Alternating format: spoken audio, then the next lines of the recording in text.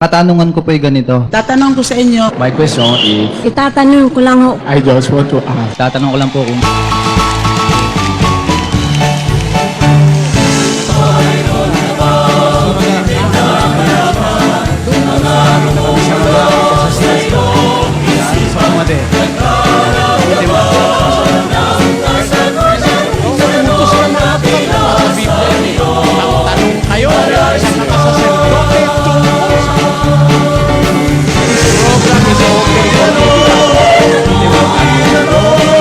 I'm ready. Sasagutin ko kayo. Pero kung gusto mo ng kompletong sagot, itanong mo. May sagot ang Biblia. Nakasulat kompleto, walang bawas, walang labis, walang kulang. Kaya ang sabi ng mga apostol, matuto kayo sa amin, huwag hihigit sa bagay na nasusulat.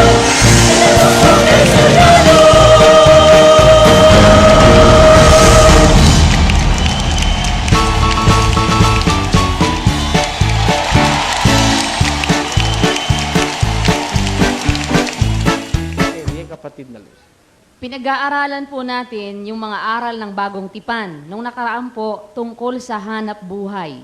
Anong hanap buhay ang dapat nating gawin na sang-ayon sa kalooban ng Diyos? Oo, dahil nag-umpisa po ito doon sa pagnanais nating malaman kung paano natin paglilingkuran ng Diyos.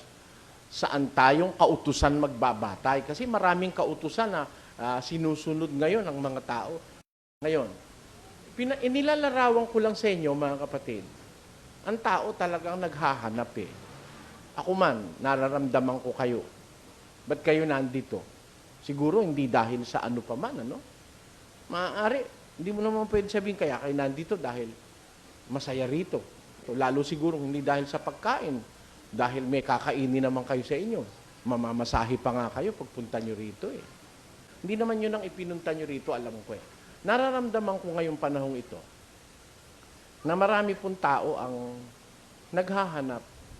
Meron silang mga katanungan sa puso, mga hindi nila masabing mga daing, mga problema sa buhay. Nahanap nila ng kasagutan. At ang nagiging tugon ay ang kawalang hanggan. Yung paniniwalang may Diyos. Kaya lang, ang nakalulungkot na maisip, nagpapahirap ng aking kalooban sa araw at gabi. Maraming tao sa paghahanap nila, hindi nila nasumpungan ang katotohanan. Nadaya sila dahil hindi sila naging masyadong maingat sa kanilang paghahanap. Mayroong mga tao, they have fallen prey to the quackeries of our times. Nalamon sila ng mga kalukuhan sa ating panahon. Marami yung quack ngayon. Hindi lang quack doctors, quack prophets, quack ministers, quack religious groups. Lahat ng quack. Maraming nakakalat ngayon. Ngayon, kung hindi tayo magiging maingat, ngayon nga, mangyayari sa atin. Wala ho tayong kahihinat ng mabuti. Dahil, naawa ako eh. Pero pinapanood ko yung isang tao, eh, tatadtarin yung, para maging dapat ka sa Diyos, tatadtarin yung ano mo. Ito.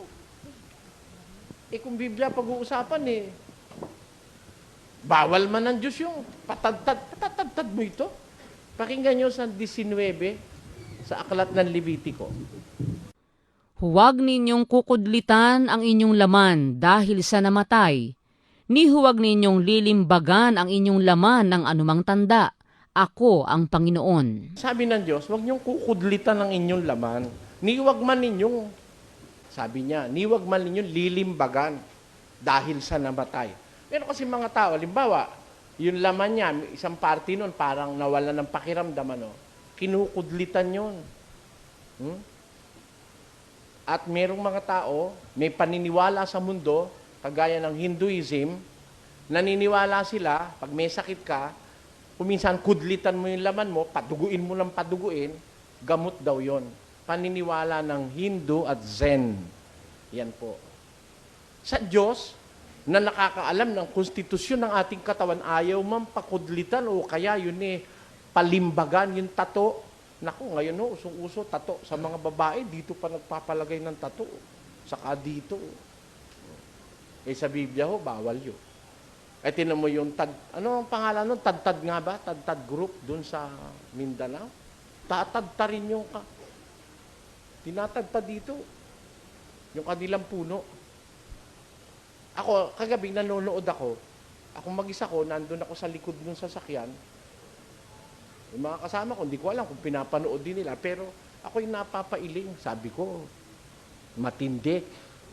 Kawaawa, maraing kababayan. Siguro, kung i-imaginein mo hanggang sa kabila ng ating bansa, doon sa iba pang panig ng mundo, lalo na kung magugulantang ka sa dain ng mga kulto, mga relihiyon, na talagang nahaligaw ng kanilang paniniwala. Yan po ang layo natin. At dito sa panahon ito, kaya po lang ako nagbabibigay ng ilang pananalitang ito para sa mga marami po tayong first-timers eh. Baka hindi nila alam masyado itong ating ginagawa. Kaya parang kung ako'y nag-i-introduce lang sa kanila kung anong ginagawa natin dito. Hindi tayo nagkukulto rito. Wala tayo ritong mga kulo-kulorum na mga kung ano-anong mga pinagagagawang meron tawag nila doon eh, yung meron silang binubuong mga sa relihiyon ngayon eh.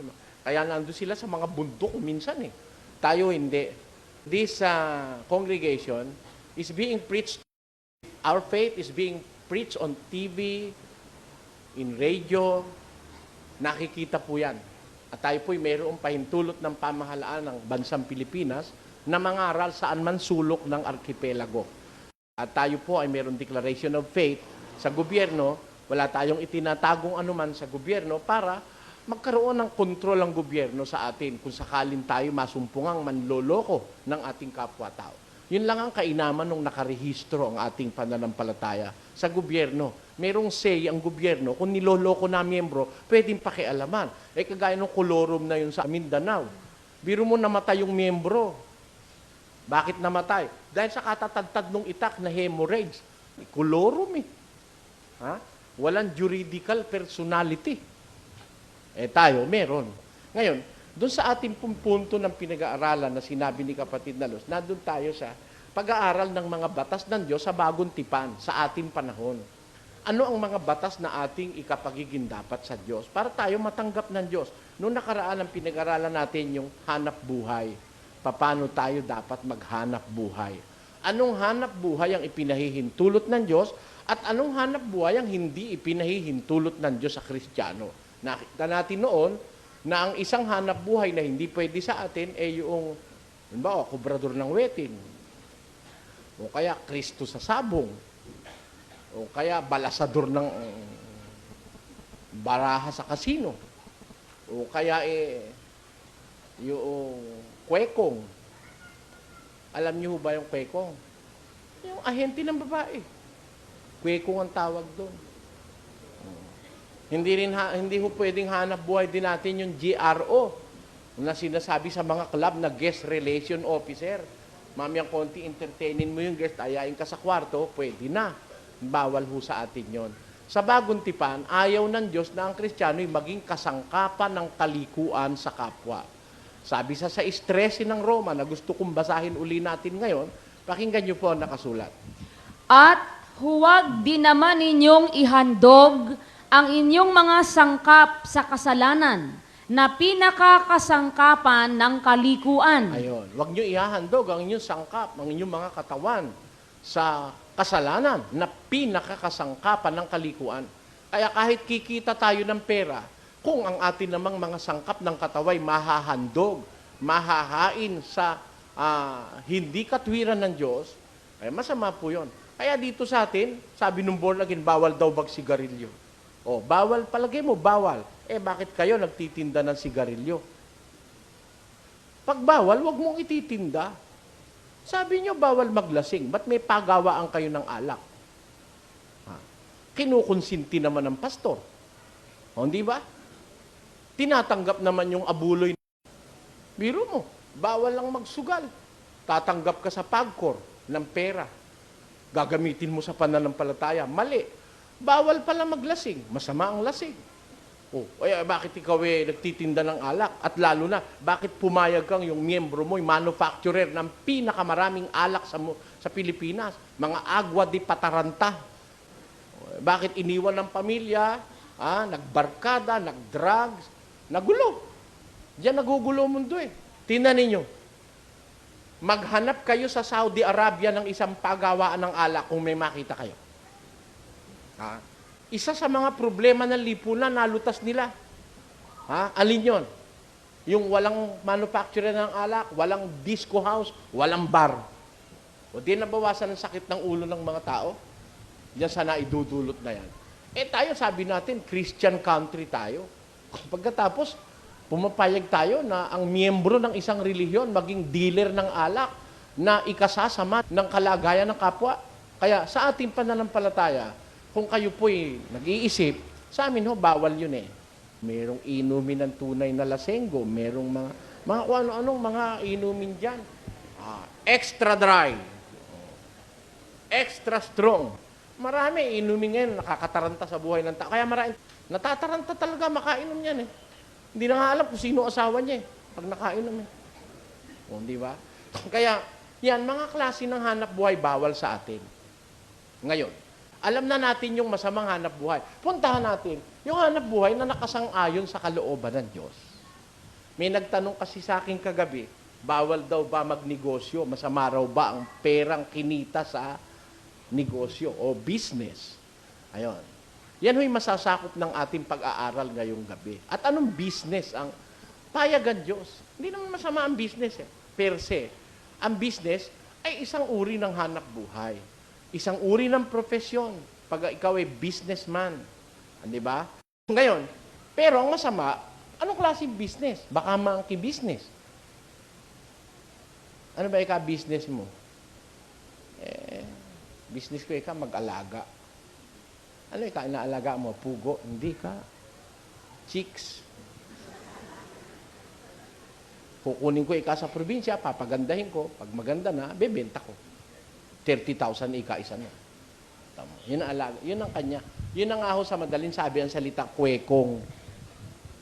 Sa Pasay, tawag doon kwekong. Nakaabang doon sa may libertad. Pagka nakita tatanga-tanga ka, psst, psst.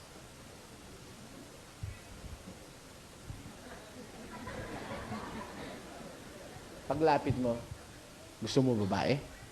Ha? Wala kang malay. Ano babae? Babae. Ano gusto mo? Morena, maputi, mataba, payat. Pag wala kang malay, mamimili ka na. Halika, papasok ka doon sa iskanita. Bibigyan mo siyang 500. Okay na yun. Tanyo. Pangyayari yon sa ating sosyedad. Ginagawa ng mga tao ngayon yun. And I have to be informed, I have to be well informed about what is happening all around us. Kasi hindi natin effectively maia-apply yung salita ng Diyos sa ating pamumuhay kung di tayo ang nakakaalam ng mga ganyan. Sa Angeles, doon sa may Angeles, doon sa area ron. Minsan nagtaka ako ron eh. Nasa area kami. Naglalakad kami papunta doon sa may... meron ko kaming pagpupulong nun sa tapat ng Angeles University. Madaan kami doon sa area, sabi nung isang ron, psst, psst. Tapos, hoy, tayo yata ako tinatawag nun ah. Kilala mo ba yun? Sabi ko doon sa kasama ko. Hindi ka, caller yan. Anong caller? May sasakyan ba ako dyan biyahe? Hindi ka, caller yan. Anong caller? Caller ng mga lalaki yan. Bakit? May mga customer doon sa loob. Meron mga may mga binibenta ron. Ano ka ako binibenta ron?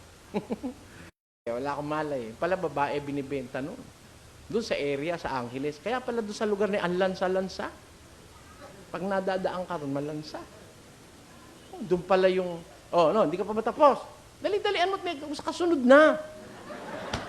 Sabi ko, ganun pala ka ako doon, ano? Tapos pagkatapos daw, mga bandang 2:00 na madaling araw, mag-uusap na yung mga nagbenta.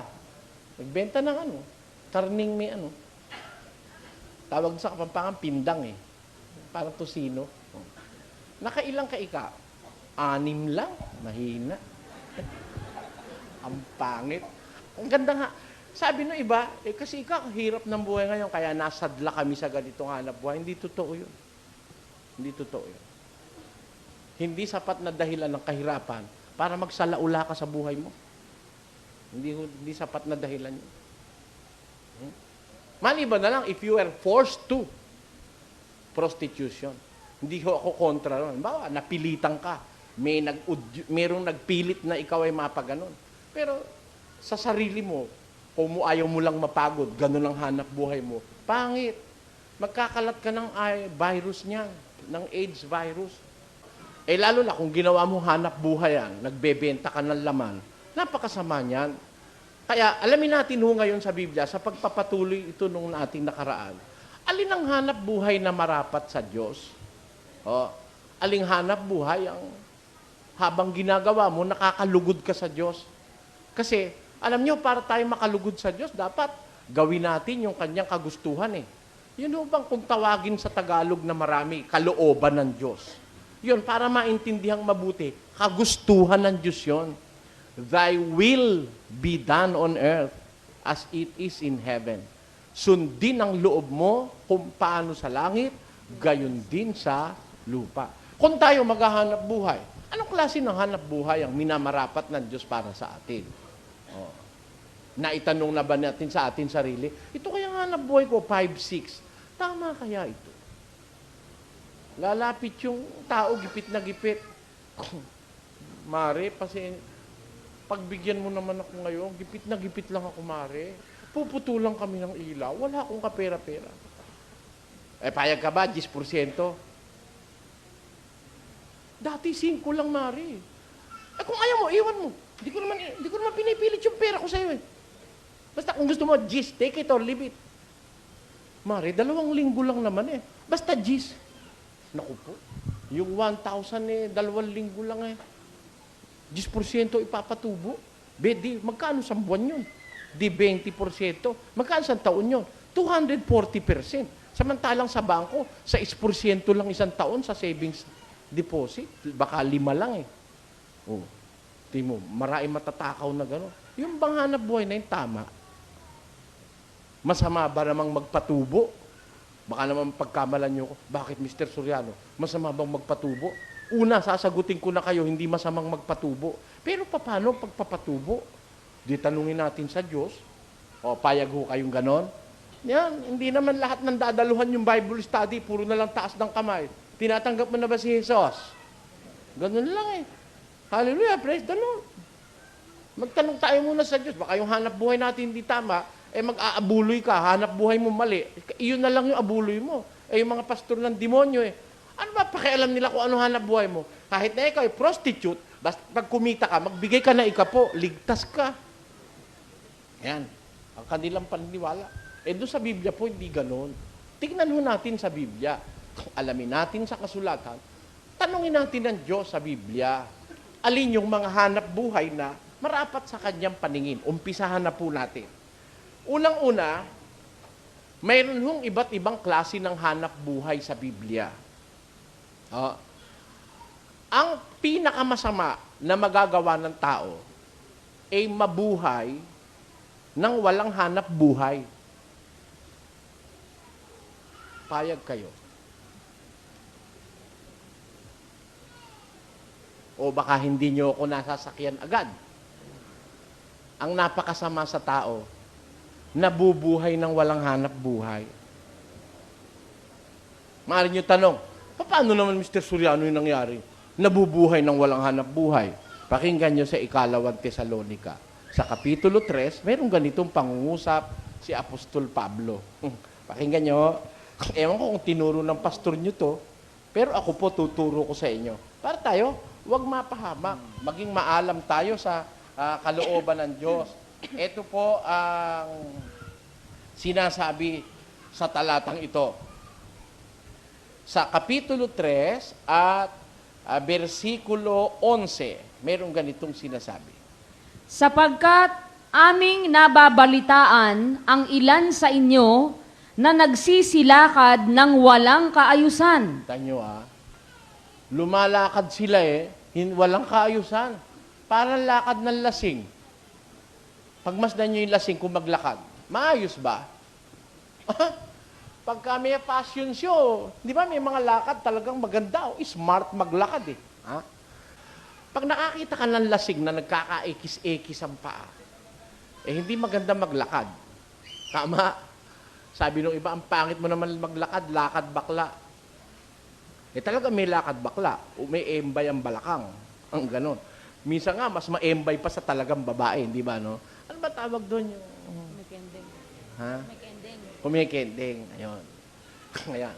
May kanya-kanyang lakad ng tao. Pero itong sinasabi ni Pablo, ibang klaseng lakad to.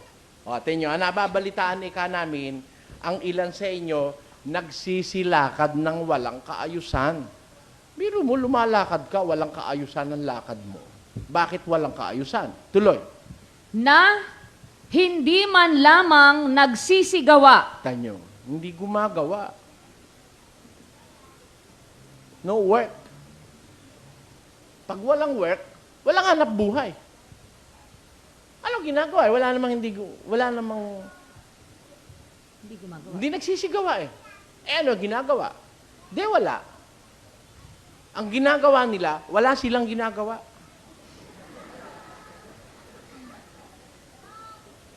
Di ba? They are doing nothing. Di ba? Sila'y lumalakad ng walang kaayusan at hindi man lamang nagsisigawa. Paano nabubuhay? Hindi naman pala gumagawa. No work. Tuloy natin ang basa. Kundi mga mapakialam sa mga bagay ng iba. Ayun.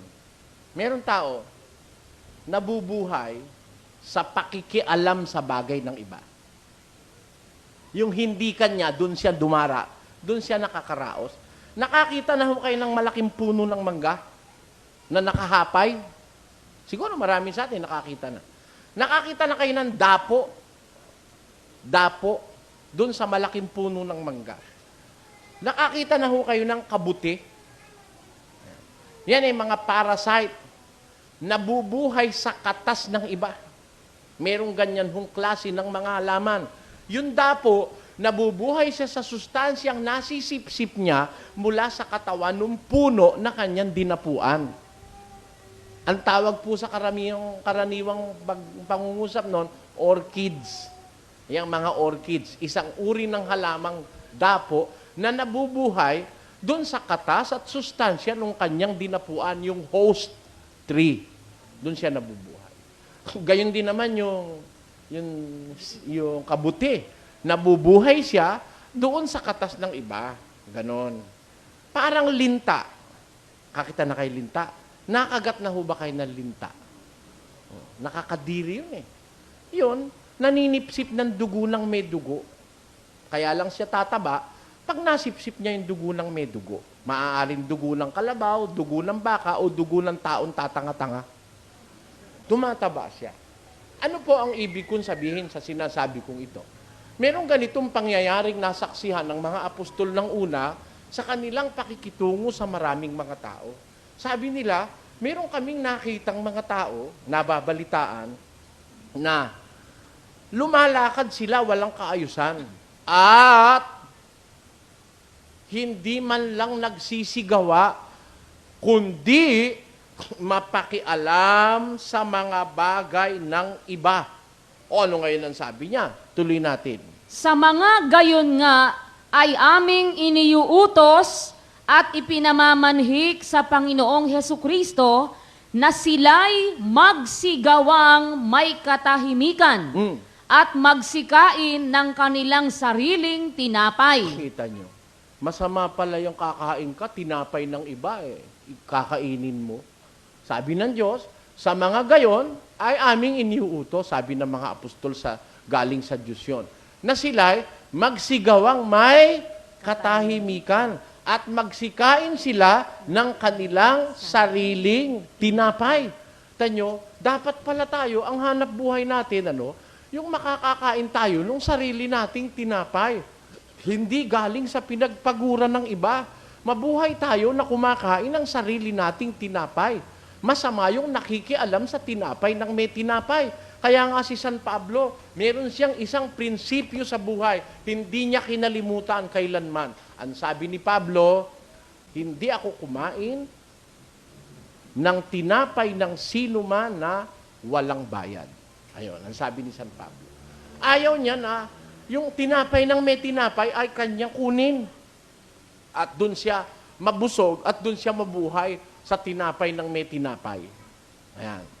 Kaya ang sabi ni San Pablo, doon sa mga yung ayaw magsigawa, iba, tandaan nyo, ayaw magsigawa. Iba naman yung hindi makagawa eh. Meron hindi makagawa. Meron ayaw lang gumawa. Pwedeng makagawa. Malaki katawan, wala naman sakit. Pwedeng gumawa, pero ayaw magsigawa. Nakikialam sa tinapay ng iba, sa bagay ng iba. Sa mga gayon, uutos namin ni Kang gumawang may katahimikan at magsikain ang kanilang sariling tinapay. Gaano ba kasama yung kanilang ginagawa na yon? Tingnan ninyo, tuloy natin ang pagbabasa. At kung ang sino may hindi tumalima sa aming salita, sa pamamagitan ng sulat na ito, Ay, inyong tandaan ang taong yaon upang huwag kayong makisama sa kanya nang siya'y mahiya. tanyo, ayaw ng Diyos makisama ka man lang sa ganong klase ng mga tao eh. Na nakakaraos sa pakikialam ng tinapay ng iba. Pakikialam sa bagay ng iba. Pag nakisama ka ron, mahawa ka ng lakad niya eh. Aasa ka na rin ng aasa sa kapwa mo tao. Hindi ka na magpapagod. Hindi ka na nga magbabanat ng buto. Eh marami ho sa mga tao ngayon ang gusto. Huwag magbanat ng buto. Gusto ang trabaho. Magaang na trabaho. Tawag ho nila ron, white-collar jobs. Ayaw nila ng blue-collar jobs. Yung bang trabahong papawisan ka. Yung trabahong marurumihan ka. Ayaw nila nun. Gusto nila naka-aircon, naka-opisina. Yan ang gusto ng maraming tao. Pati nga yung walang pinag-aralan, gusto. White-collar job din eh. Kuminsan, high school lang ang natapos eh. Ayaw pumasok ng janitor, kakahiya naman ika. Ayaw ng messenger, kakahiya. Gusto niya raw manager, high school lang naman siya. Kaya, merong ganun mga tao. Kaya hindi na sila maghahanap buhay. Aasa na sila dun sa pinaghanap buhayan ng iba.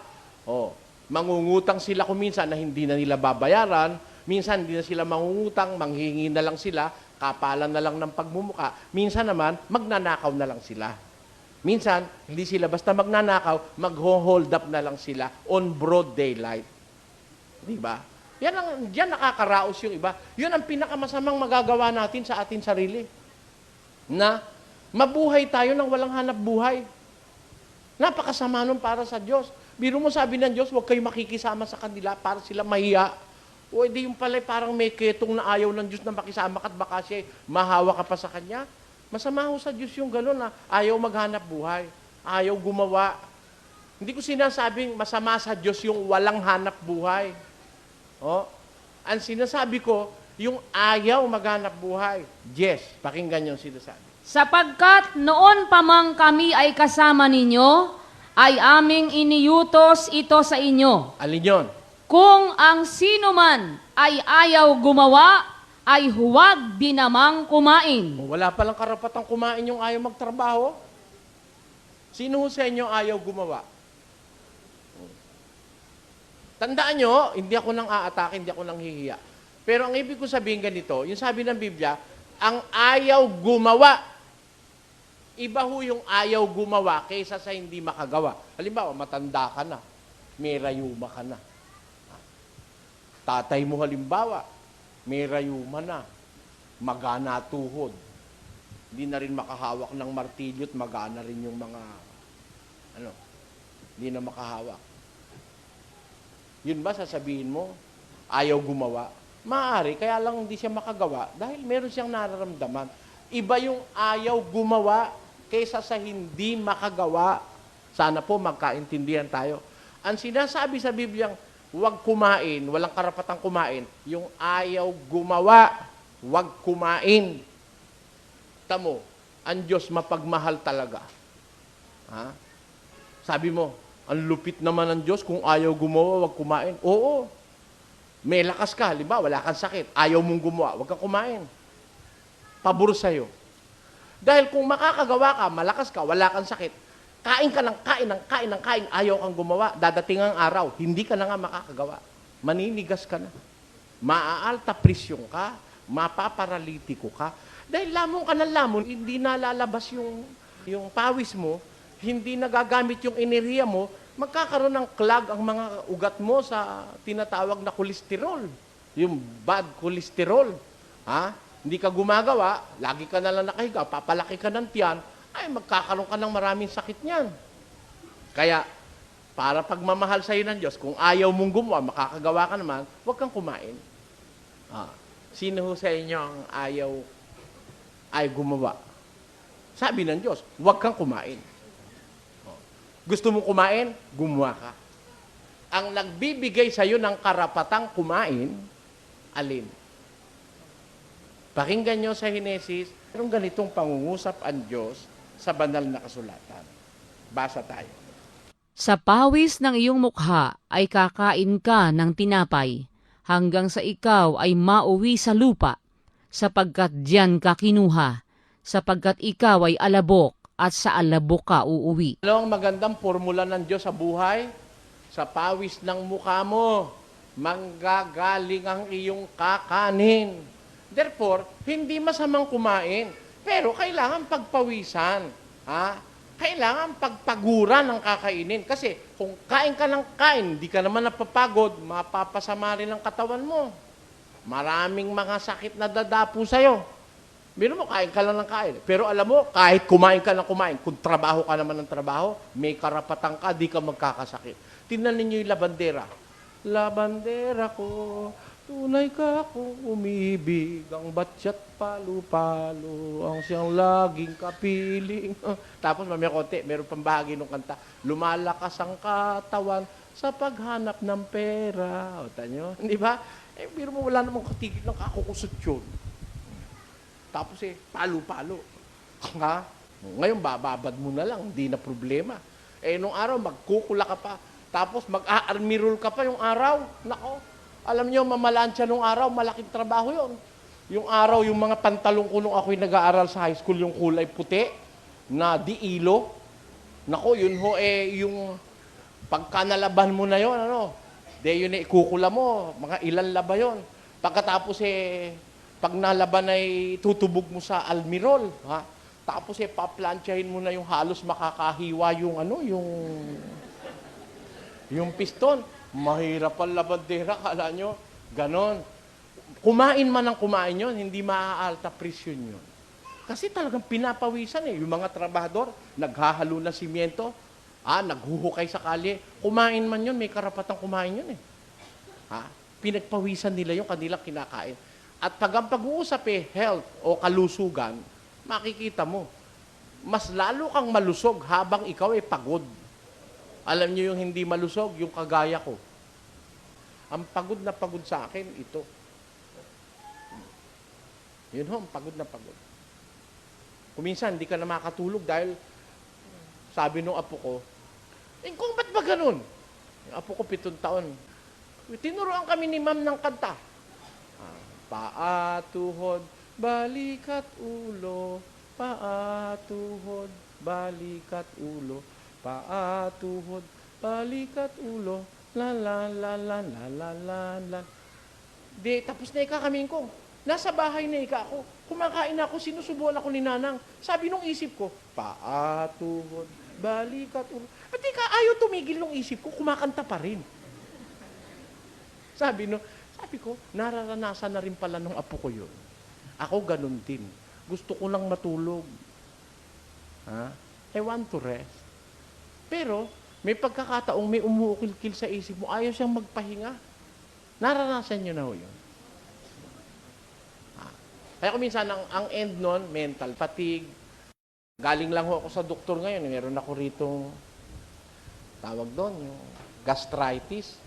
Masyado ka kasi maraming iniisip. Brother, sabi ni Dr. Ching, tingin mo kayang katawan mo, pinapabayaan mo. May manas ho ako sa paa hanggang binti. Magpahinga ka, umuwi ka na ngayon, matulog ka maaga, bibigyan ka ng pampatulog. Paano kung matutulog ako? Di yung nag-aantay na tao sa akin. Sabi ko na sa'yo hindi mauubos ang taong naghihintay sa'yo, pero ikaw mauubos ka na, sabi niya. Pinipilit ako magpahinga na maaga. Paano ngayon? Di maghihintay ka ako yung mga tao dun sa preschool. Meron kaming Bible exposition doc. Yan ang sinasabi ko sa'yo. Sabi niya, magkaroon ka ng panahon sa sarili mo. Sabi mo sa kanila, may appointment ka. Anong appointment? May appointment ka sa sarili mo. Sabi ni doktor.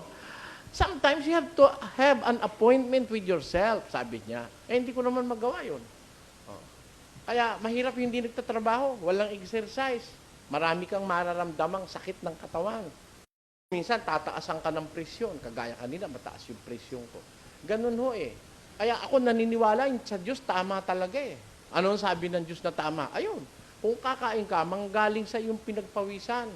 Hindi baling kumain ng tao, basta't pinapawisan siya. Napapagod siya nang gagaling sa marangal na hanap buhay. Ang masama, yun lang kain ng kain, ayaw namang magtrabaho.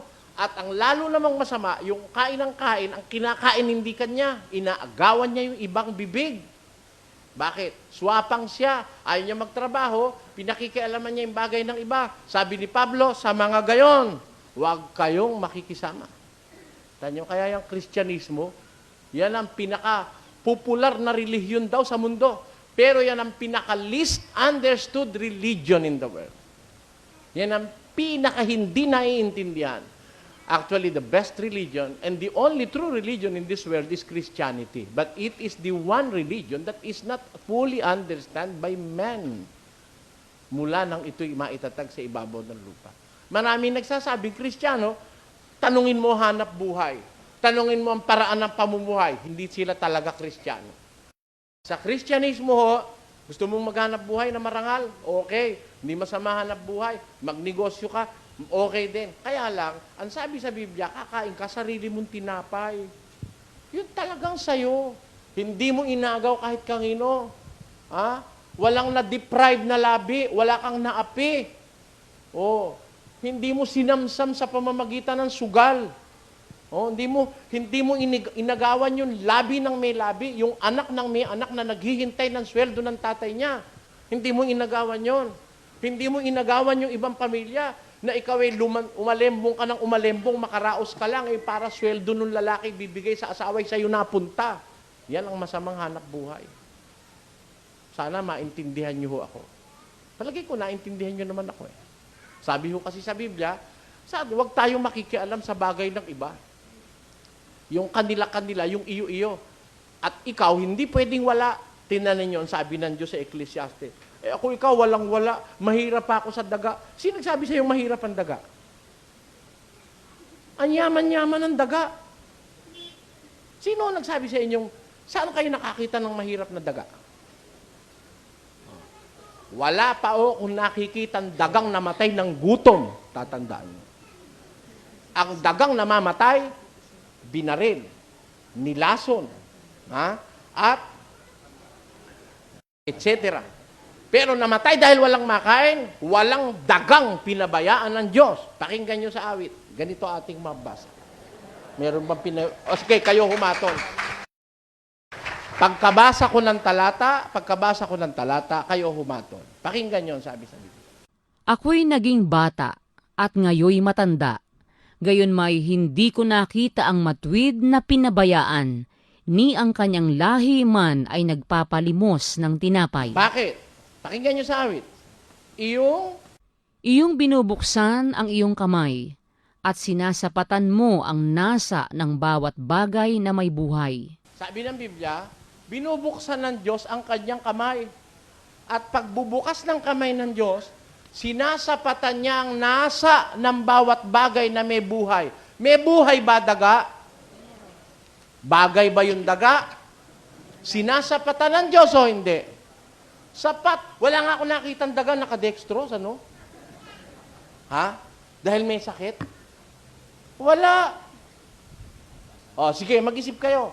Kung may nakita na kayong daga na kaya namatay dahil sa gutom, saan kayo nakabalita ng langgam na namatay ng gutom? Wala. Tanyo? May mga ibon na tumitimbang ng 1 kilo. Alam niyo yon? Pagdating ng panahon, wala na silang makain, magmamigrate sila. Yung timbang nilang 1 kilo, kuminsan nagiging 1/2 kilo or 1/4 of a kilo. Payat na payat sila. Magmamigrate sila kasi magyeyelo na ron, wala sila makakain. Magmamigrate sila. Ha? Alin ang mas masarap lumipad kung ikaw ang ibon? Payat ka o mataba? Kaya bago sila mag-migrate, payat na muna sila ng konti. At yung natitira pa nilang lakas, gagamitin nila sa pagkumpay. Magmamigrate sila. Ayun. Pagdating nila doon sa lugar na yon, tataba sila uli. Walang ibong namatay ng gutom. Ganon ang sabi ng Biblia. Sabi sa Biblia, ang ibon namamatay sa kalupitan ng tao. Ha? Sa kaganiran ng tao. Pero sabi sa Biblia, pag binuksan ng Diyos ang kanyang palad, sinasapatan niya ang pangangailangan, ang nasa ng bawat bagay na may buhay. Kaya daga man, hindi mahirap eh. Bakit ikaw sinasabi mong mahirap ka pa sa daga? Walang mahirap na sa dagang masasabi tayo, walang mahirap na daga. Kaya ka naghihirap, hindi mo alam ang gagawin mo kasi paturo tayo sa Diyos. Ano ang gagawin natin? Para wag tayong maghirap na kagaya ng sinasabi, mahirap ka pa sa daga. Ako nga, wala akong alam na dagang mahirap eh. Ang mga daga, alam nyo kung saan nakatira? Sa palengke. Mahirap ba sa palengke? Nandun lahat ng pagkain, ano? Tanong mo kay Marimar. Ha? Saan nakatira ang daga? Sa malalaking bahay. Sa malalaking restaurant, doon nagpupunta yung magawa ng lunggaron. Kaya makikita mong daga, minsan, taban-taba eh. Minsan nga, wala ng balahibo eh. Siguro masyadong maraming nakain kimikal na wala ng balahibo. Maraming nagkalat na kimikal ngayon. Pero buhay. Nakakaraos yung daga. Mahirap ba yung daga? Hindi mahirap yung daga. Kung yung butiki, hindi naghihirap yan eh. Nasa bahay ng hari. Pakinggan nyo sa isang talata. Basahin natin. May 4 na bagay na maliit sa lupa. Maliit lang ha. Hamak, list. Walang kwenta para sa paningin ng tao. Ano sabi ng Biblia? Ngunit lubhang mga pantas. Pantas sila. Bakit? Sino-sino yun? Ang mga langgam ay bayang hindi matibay, gayon may nag-iimbak ng kanilang pagkain sa tag-init. Kaya walang langgam namamatay ng gutom eh. Kasi nag-iimbak sila ng pagkain sa tag-init. Tamo yung langgam, walang tigil ng hanap ng pagkain. Pag umulan, meron ka ba makita langgam nakakalat-kalat dyan? Nakakita na kayo pag umuulat baha, kalat-kalat ang langgam? Hindi.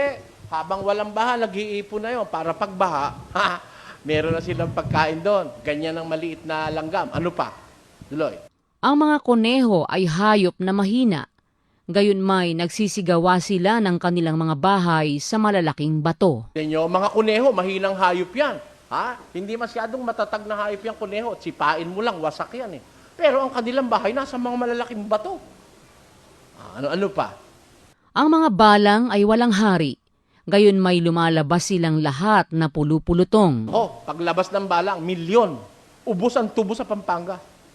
Walang hari yan. Maliliit yan, pero napakalaki lang nagagawa niyan. Mga pantas yan. Ano pa?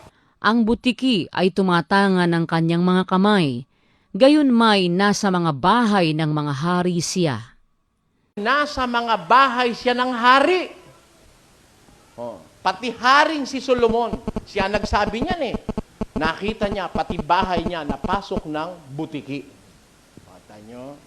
Kaya, walang bagay sa mundo na masasabi nating nagkulang ang Diyos. Bakit ang tao na pinaka-obra maestra ng Diyos, ang taong pinakamamahal ng Diyos, may namamatay ng gutom? Hindi nila alam ang kalooban ng Diyos, kaya sila nagkaganon. Yan po dapat nating maintindihan. Hindi sila nag-aral ng kalooban ng Diyos. Ba't sinasabing mahirap pa raw sila sa daga? Hindi ka mahirap. Eto, meron ka, hindi ka mahirap. Pakinggan nyo sa Ecclesiastes. Ganito ating mababasa. Bawat tao rin naman na binigyan ng Diyos ng mga kayamanan at mga pag-aari at binigyan ng kapangyarihan na kumain niyaon. Kita nyo? Bawat tao, walang hindi wala ron puwera. Binigyan ng Diyos ng kayamanan at pag-aari at kapangyarihang kumain niyaon. Sige, tutulan natin yung salita ng Diyos. Ako unang-unang magtatanggol. Sino tututol? Hindi ka, Bradley. Ikaw, wala ako kayamanan. Sino nagsabi sa'yo? Lahat ng tao may kayamanan. Sabi ng Biblia. Maganda lang ang boses mo, kayamanan mo na yun eh. Ako, marami kong kayamanan. Gusto nyo, papartihan ko kayo? Oh. Kung minsan, hindi mo lang alam, nasa iyo yung kayamanang ibinigay ng Diyos. Meron ka. Kahit bulag ka, there is something good in you. Pagka pangit-pangit ng tao, may maganda sa kanya sapagkat ang Diyos ang lumikha sa kanya. Yun ang dapat nyo maintindihan. Yun lang marunong kang magpalitada. Eh ako'y naiinip doon sa pinagagawa ko minsan, nainip ako, kumuha ko ng naghalo ako. Di hinalo ko. Pinarisan ko si Rading. Kukuhang ganon, babalibag. Kukuhay, babalibag. Ang ganda-gandang panoorin, binabalibag. Nung ako magbalibag, puro sabog ng sabog yung ayaw dumikit Naku ka ako. Tingnan mo nga. Maraming tao nakikinig sa akin. Ako pala'y tanga. Hindi ako marunong magbalibag. Sumabog na sumabog, bawat balibag ko doon sa palitada ng simento. Bakit siya pag iginano? Dikit ng dikit. Nung subukan ko, sabog ng sabog. Ano kaya ako gagawin ko rito? Ano ba timpla na gawa ko? O tamo, di may kayamanan siya, wala ako. Marunong siya magpalitada. Diba? Kayamanan ba yun o hindi? Dahil doon, nabubuhay yung kantero ko 14 na taong ko ng kantero. Nabubuhay siya. Nabubuhay niya yung anak niya. Pag nagkasakit yung anak niya, hindi ko matitiis. So, bibigay akong pera. Dahil doon sa kanyang kayamanan dala-dala. Yung meron siyang wala ako. Kayo, isipin niyo sa sarili niyo. Di ba meron kayong inyo? At meron kayong pag-aari. Binigyan ka ng karapatang mag-ari ng Diyos dito sa lupa. Walang taong sinikil ng Diyos. Kaya lang siguro wala kang pag-aari, kundi ka tamad, waldas ka. Yun ang dalawa lang doon. Kaya wala kang pag-aari, waldas ka o tamad ka. Pero sasabihin mo wala, pwede ba namang wala? Wala ka akong pag-aari. Di ba may panty ka ngayon? Kanino yun? Hindi ba pag-aari yun? Nakakubo ka ba nang pumunta ka rito? Hindi naman kahit tsinelas na parehong kaliwa, meron ka meron. Makakaraos ka. Huwag ka maiinggit kung parehong kaliwa tsinelas mo. Bakit? Meron tao, maraming pambili ng tsinelas, walang chichinilasan. Amen? Tamo kung magmahalan Diyos. Kaya, hindi pwede mo sabihin nagrabyado ka sa mundo. Kaya ka lang naagrabyado, hindi mo alam kung anong gagawin mo. Nagkulang ng turo ang namamahala sa relihiyon mo. Pero kung maiintindihan mo lang ang plano ng Diyos sa buhay, ba't ikaw ako mahirap? Paano kung puro tayo mayaman? Sino magtatrabaho? Nga, magkakasinyaman tayo, pare-pareho tayo kagaya ni Don Soriano San Miguel. Bilyon-bilyon ng pera. Kailangan umakyat doon, maglalagay ng nung kuryente. Nung inilalagayan niya, ako natatakot Baka ako mahulog mabali ang leeg nung... ako ba maglalagay doon? Hindi ko kaya yon. May maglalagay, payat siya. Meron payat siya. Alam niyo kung ba't payat? Mahirap siya. Wala siyang maraming makain. Hindi payat. Payat. Kahit umakyat doon, parang butiki lang. Hindi man lang umaalog yun dahil... Payat siya. Dahil sa kapayatan niya na yun, kumikita siya. Ngayon, halimbawa, si Don Soriano, papanikin mo ron. Hindi ho akong Don Soriano, yung lolo ko, yung may-ari ng San Miguel Brewery. Papanikin mo kung pumanik yun? Sige, uupahan kita, 5,000. Ano 5,000? Ani ko 5,000 mo, marami rin ako niyan. Nagbara yung kasilyas mo, tatawag ka ng tubero. Sana. May bara yung kasilyas ko Tatawag ka tubero. Puro mayaman ng tao. Sino magpipresenta ng tubero sa'yo? Nga, ba't ako magkakalkal ng tae mo? Pareho lang naman tayo may milyon-milyon. Bakit ko kinakalkal ang tae ng may tae kung tubero ko? Dahil may pera ka, ako wala. Para mapunta sa akin yung pera mo na kailangan ako magtrabaho. Kaya laglagay ang Diyos ng mahirap. Dahil kung puro tayo mayaman, walang magtatrabaho. Naintindihan nyo ba yun? Akala nung iba, pag mahirap siya, agrabyado na siya. No, hindi. Maraming bentahe pagiging mahirap. Mahirap ka, hindi mo kailangan ng security guard. Tama? Matulog ka sa tabi ng... Yung mahihirap doon sa Muñoz, punta kayo sa Muñoz maya, pagkatapos natin dito, maglakad kayo hanggang Muñoz. Sa tapat nung donut, may matutulog ng mga bata ron. Kikidnapin ba yun? Kikidnapin yun? Palagay nyo, iinteresin yun? Walang habong yon. Nauulanan yon pag umulan. Nalilipasan ng gutom yon. Pero mahal ng Diyos ang mga batang yon. Bakit? Natutulog yon nang walang security guard pero hindi naaano. Yung anak ng mayamang nandun sa mansyon, may security guard na inaabangan sa eskwela. Alin ang mas mabuti? Mas mabuti na yun. Ha? Meron kang ang poultry. Hindi ka naman makakain ng manok. Alin ang gusto mo? Mahirap ka, wala kang manok, kahit ano. Pero pag may manok naman, mauubos mo isang buo. Pati balat. Balat. Alam nyo kasi, yung mga may alta presyon, may mga sakit sa puso, bawal kumain ng balat ng manok. Eh kung alin pa yung pinakamasarap sa manok, yung paaalisin. Mas gusto ko na, wala akong poultry. Pero pag may manok naman, makakain ko pati balat. Pagka sinisipag-sipak, pati yung buto, ngunguyain ko pa. Walang bawal. Mahirap ka eh. Eh mayaman, may poultry, hindi makakain ng manok. May piggery, hindi makakain ng baboy. May ice cream factory, hindi makakain ng ice cream. Bakit? May diabetes.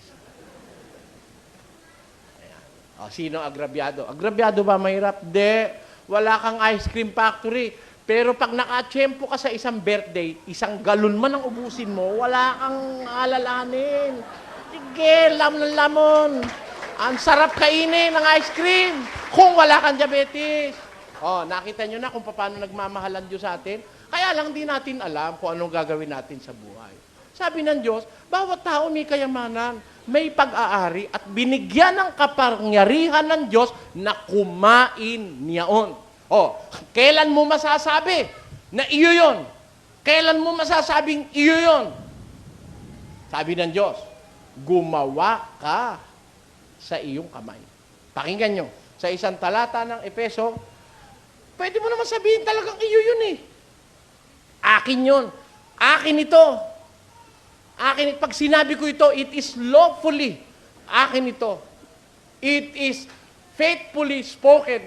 Akin ito. Bakit? Talagang akin eh. Hindi ko ninakaw, hindi ko inagrabyado sa iba, hindi ko inagaw sa iba, hindi ko pinahirapan ng iba, hindi ko pinaluha ang iba dahil akin talaga ito. May kapangyarihan ba ako sa akin? Meron. O, pakinggan nyo, paano nagiging iyo? Basa. Ang nagnanakaw ay huwag nang magnakaw pa, bagkus magpagal, na igawa ang kanyang mga kamay ng mabubuting bagay, upang siya'y may maibigay sa nangangailangan. Tanyo, kaya yung ating kayamanan, sabi ng Diyos, yung nagnanakaw, wag na magnakaw pa. Bagkus igawa ang kanyang kamay ng mabubuting bagay, para siya'y may maibigay sa nangangailangan. Tanyo, pag ikaw masipag, gumagawa ka, mabuti ang ginagawa mo, naghanap buhay mo mabuti, may maibibigay ka pa sa pangangailangan ng kapwa. Hindi naman kasi sapat sa mundo na ikaw lang ang meron eh.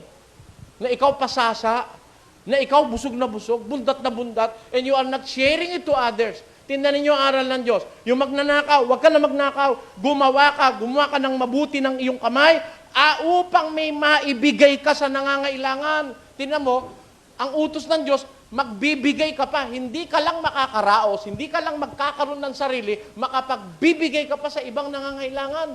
Yan ang kalooban ng Diyos sa atin. Yan ang sinasabi ng Biblia. Atan nyo, di meron ka, alin yung meron ka? Halimbawa, ganito. Isang karpintero, naghanap buhay maghapon, pukpok, minsan nakapupukpok kamay, minsan nalalagari kamay, minsan napapako. Sige, tuloy, hanap buhay, nakatapos. 1 buwan, sinwelduhan.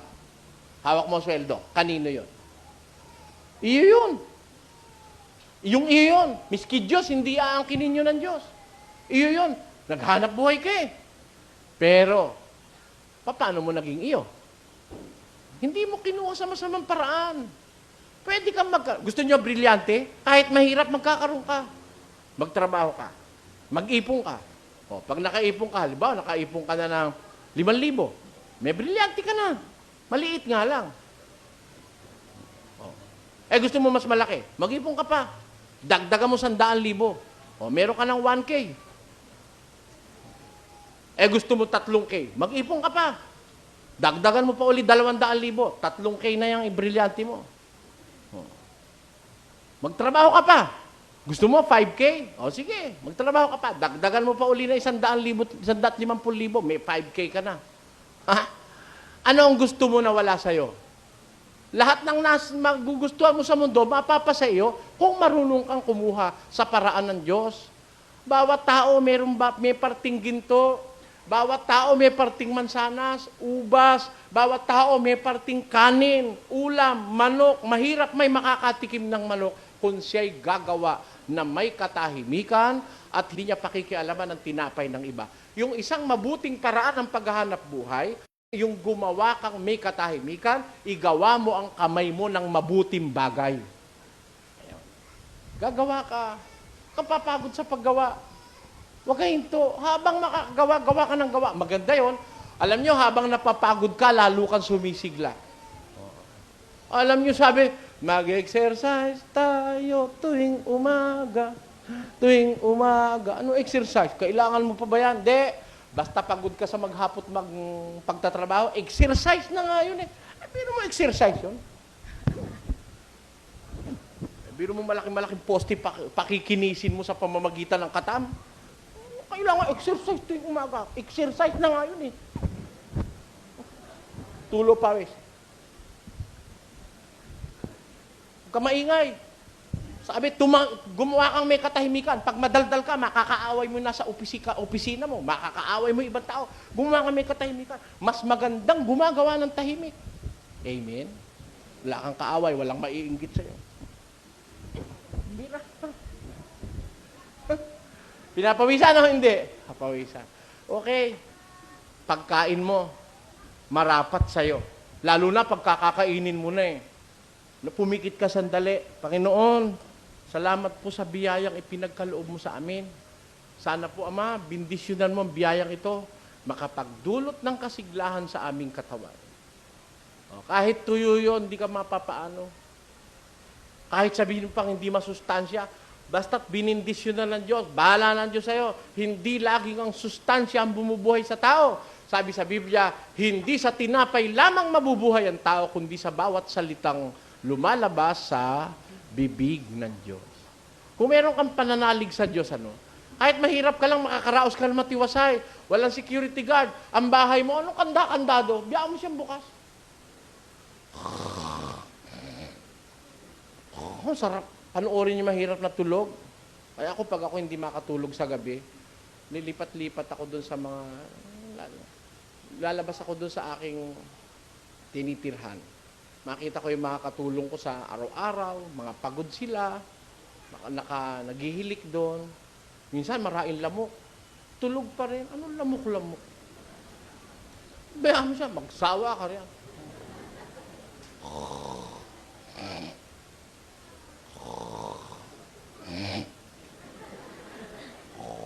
Ang sarap. Sarap ng tulog. Alam niyo, sikreto? Basa. Pakinggan niyo. Sa Ecclesiastes. Ang tulog ng manggagawang tao ay mahimbing, maging siya'y kumain ng kaunti o marami. Pagka ang tao manggagawa, Ha? One that labor. One that works hard. Ang tulog niya ay mahimbing kahit kumain siya ng kaunti o marami. Konti man ang kinain niya, masarap ang tulog niya. Marami siyang kinain, masarap ang tulog niya. O bakit? Tuloy. Ngunit ang kasaganaan ng yaman ay hindi magpapatulog sa kanya. Sino may insomnia? Ha? Masarap nga yung mahirap eh. Pagka dumidim-dilim na eh. Ito ka na matulog, dear. Tulog na tayo. Sige, mauna ka na. Mamang konti, paglapat na ganun dun sa... Paglapat nung likod sa... Minsan nga, hindi pa kama na lapatan eh. Ha? Isang maliit na bangko na halos yung paa niya'y nakalaglag pa. Paglapat na... Ang sarap. Kahit walang kinaing masarap. Masarap at tulog. Mayayaman eh. Iinom pa ng gatas. May sleeping pills pa. Nakabukas pa aircon. Meron pang sweet music. Hindi makatulog. Biling ng biling, pagtahol ng aso.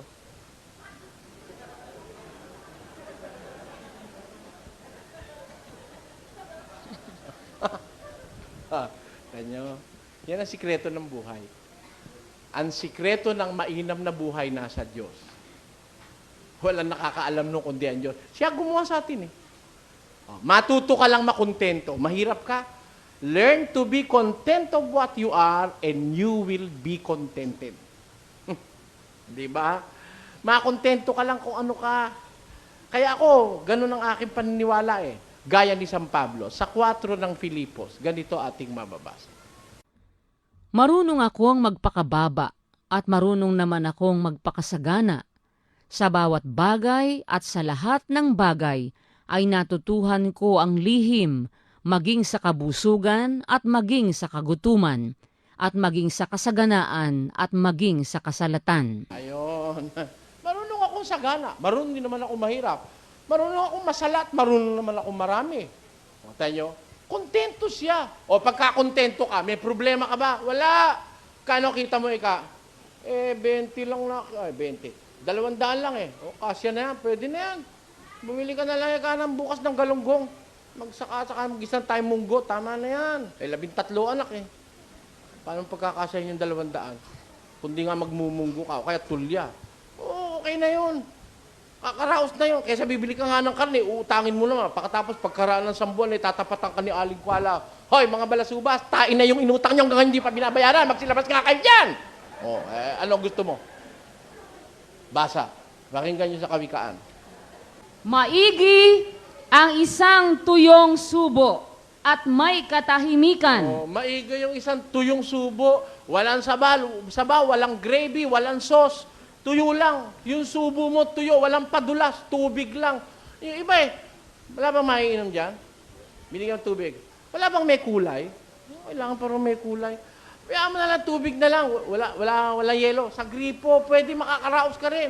Yung inom ng malamig, namamalat pa yun eh. Madalas masipon yun. Kaya mo na siya, kontento ka lang. At pagkatapos, pagkakain mo, bago ka matulog, bago mo kainin, pinasalamatan mo, bago ka matulog, lumuhod ka. Doon sa konting kinita mo, nakaraos ka. Diyos, salamat po, nakaraos kami sa maghapong ito. Maraming salamat sa iyong mga biyaya. Pag nakita ng Diyos, kahit konti, marunong ka magpasalamat, dadagdagan bukas yan, kala mo. Tama o hindi? Pwede naman yan dagdagan eh. If you are grateful for some or little things that you have received from Him, He is not maramot para dagdagan yung konti. Tama o hindi? Meron nga dinadagdagan talaga eh. Ganyan lang. Kaya lang nalibang ako. Dapat na pala tayong tumigil. Katanungan ko po ay ganito. Tatanong ko sa inyo. My question is, Itatanong ko lang ho. I just want to ask. Tatanong ko lang po kung